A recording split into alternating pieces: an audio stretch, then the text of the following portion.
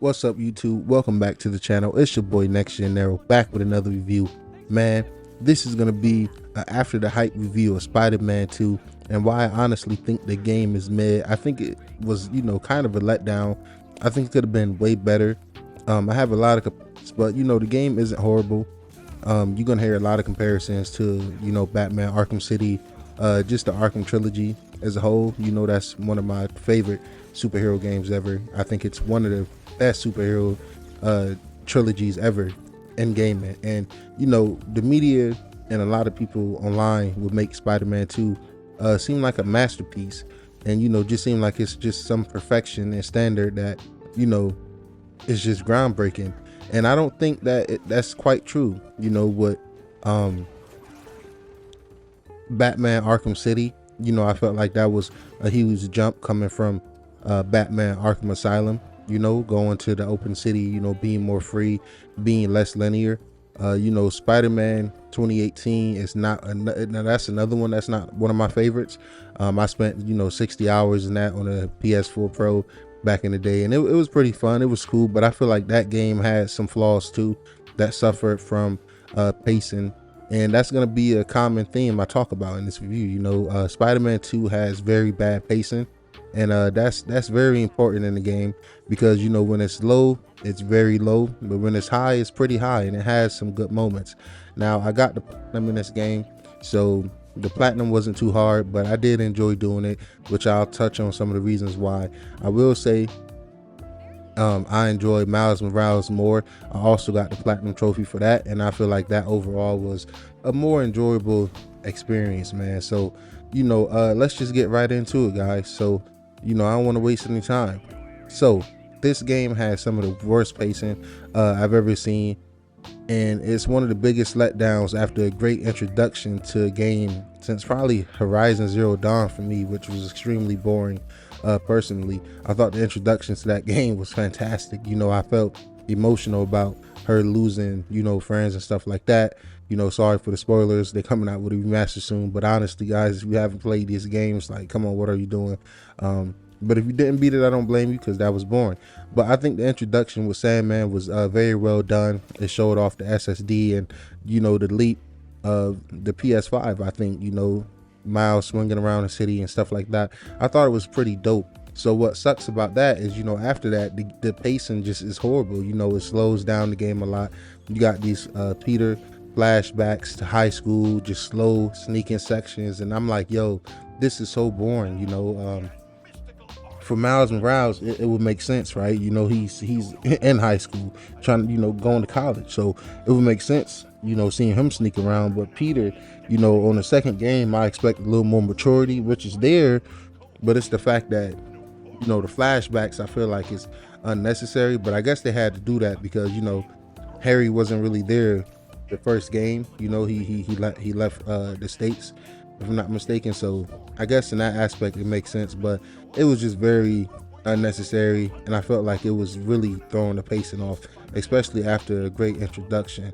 And a friendship overall feels lackluster, which I'll speak on more. But I feel like it was definitely a missed opportunity. I feel like the friendship and dynamic between Finn and Miles Morales in his own separate game, his short $50 game, was more impactful than Harry and Peter friendship. And those flashbacks to start the game was just not it, man. The slow, the sneaking around the schools, and I was just like, man, come on, what are we doing here, yo? But the graphics, I want to say, they're really good, really good. I think it's a leap above the first game, but I don't think it's nothing revolutionary. The gray tracing is nice. I really do enjoy swinging around the city. The wingsuit feels freaking fantastic, but I feel like it's defeating the purpose of the great swinging sometimes. But man, I'm not gonna lie, it feels good going from a swing to a glide with ease, and the fluidity is fantastic. But no real night and day system was a huge letdown, because the game looks fantastic during certain times of the day, whether it's early morning, late evening, depending on the mission. At nighttime, it looked really, really good, and that's arguably when it looks the best. But the fact that it doesn't have a dynamic night and day system doesn't really let that light and the next gen stuff shine the way I think it should. But Spider-Man 2 is definitely a big leap over the original game and even a remastered game. I will say that I prefer Miles Morales because the snow gave the city such a unique feeling and atmosphere, similar to the way I feel about Mafia 2 when you first come home from the army in the winter and Christmas and everything like that. It's pure vibes. Now back to the pacing. The Mary Jane missions is absolutely dumb. It throws off the entire vibe of the game. The AI is really stupid in this game as well. I don't know why that doesn't get highlighted. I feel like the AI, even in the Arkham games, was better. You know, even back in Arkham Origins, which you know, PS3 and 360 games, I feel like the AI was way better back then. The fact that Mary Jane could one shot all these trained assassins with a taser, right? Meanwhile, Miles Morales, you know, Spider-Man with electric abilities don't one-shot those very same trained assassins, by the way. You think if a trained assassin was ran down on by a woman with a taser just jumping over his back, maybe they would, flip off of her or something like that. I don't know. I don't know what Craven had going on with the recruiting, but it seemed like just anybody was, walking around with guns and the robot dogs just getting tased as well. It was pretty dumb.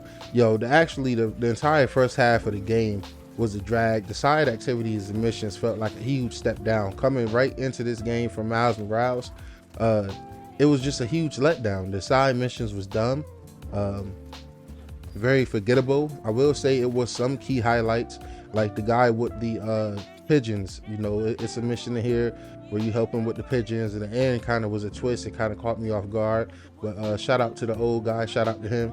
That was heart touching.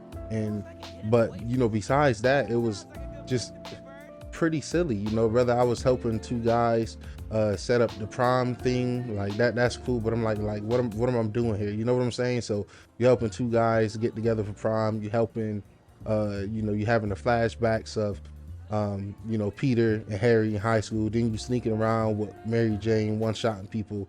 It's like, what is going on here? I'm happy Miles Morales is getting attention, but it felt like even in this game he kind of took a back seat and wasn't utilized as much as I think he should. But that goes back to the pacing and stuff like that, and the amount of side activities that was kind of just lackluster. I will say that Miles Morales and his girlfriend, the death girl, her name, I'm forgetting her name right now, but she was very dope. I like them. I like their relationship way more than like Peter and Mary Jane, like the tough girl act and everything like that. The highlight was the Venom suit, and Venom and everything like that.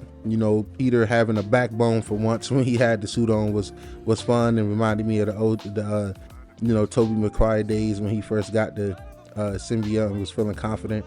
I thought that was very fun. The combat in this game is really good, but personally, guys, I still prefer the weightiness feel of the Batman Arkham games, which is my favorite superhero games, which I gotta keep mentioning. But this combat is still great nonetheless. I think they did a great job at making Miles Morales and Peter feel different. I prefer Miles Morales overall, although the Venom powers with Peter is pretty fun too, when he have the symbiote suit on. I think the boss fights was solid too. Nothing groundbreaking, nothing too memorable there. Pretty basic stuff most of the time.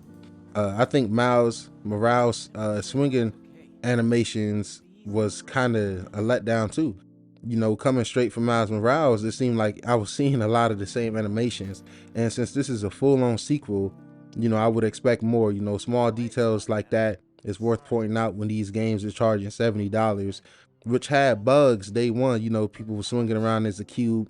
So it's worth noting these flaws when you're paying full prices for these games.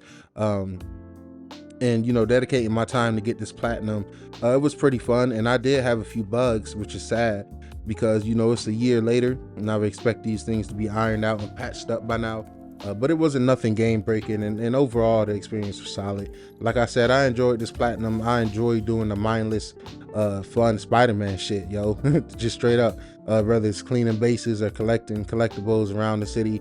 But once again, the actual side missions was a letdown, whether it's the helping the people, like I said, or just silly fetch quests, yo, or go here. And it's just a lot of this stuff is very predictable, and you can see it coming too, whether it's side quests or main storyline. It was just a letdown when you comparing it to the GOATs like Arkham City.